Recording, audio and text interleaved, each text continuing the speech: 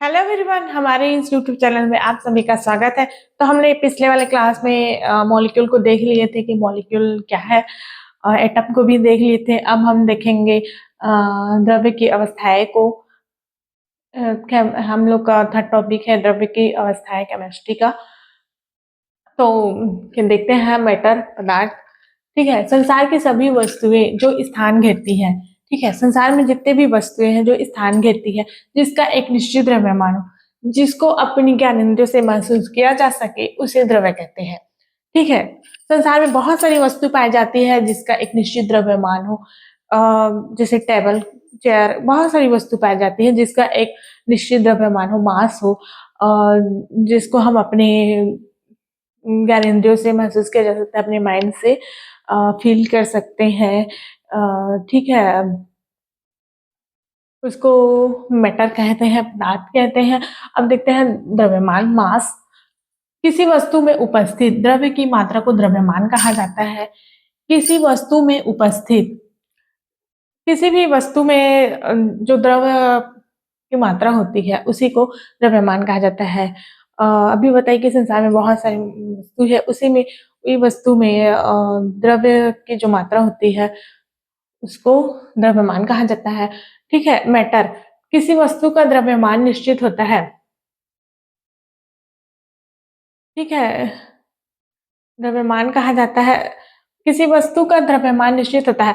इसमें बोले कि किसी वस्तु में उपस्थित द्रव्य की मात्रा को द्रव्यमान कहा जाता है। हाँ, ठीक है, किसी वस्तु का द्रव्यमान निश्चित होता है, मतलब किसी भी वस्तु है उसका द्रव्यमान जो होता है, मास, वो फिक्स है, निश्चित होता है। परंतु भार गुरुत्वीय त्वरण के अनुसार बदलता रहता है। पर उसका जो वेट होता है ना, इसका मतलब कोई भी वस्तु है उसका जो द्रव्यमान होता है वो फिक्स होता है, मास फिक्स है। पर उसका जो वेट होता है, वेट, भार, गुरुत्वीय त्वरण के अनुसार बदलता रहता है। हमारे पृथ्वी पर गुरुत्वीय त्वरण होता है, ये तो हम को पता है। ठीक है, क्योंकि किसी भी वस्तु के द्रव्यमान, ठीक है, किसी भी वस्तु के द्रव्यमान और गुरुत्वीय त्वरण, ग्रेविटी, जी के बराबर होता है भार। ठीक है, द्रव्य की अवस्थाएं को देखते हैं। तो द्रव्य की अवस्था टू टाइप्स के हैं। ठीक है, इस द्रव्य की अवस्थाओं को दो भागों में बांटा गया है। एक पहला भौतिक आधार पर एंड सेकंड है रासायनिक आधार पर। भौतिक आधार पर मतलब एक रासायनिक आधार पर।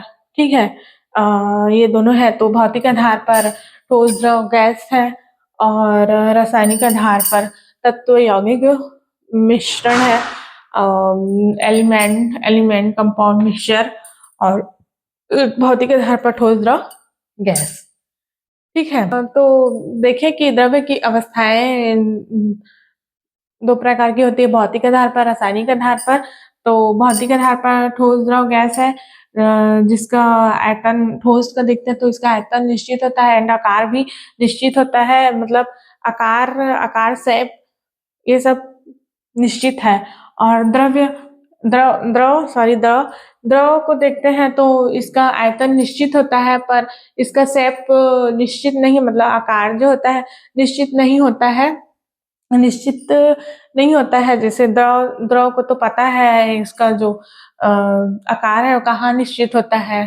ठीक है, गैस, इसका आयतन आकार निश्चित नहीं है, फिक्स नहीं है, क्योंकि गैस तो बह जाता है, इसका ना आयतन निश्चित होता है, फिक्स होता है, ना आकार फिक्स होता है।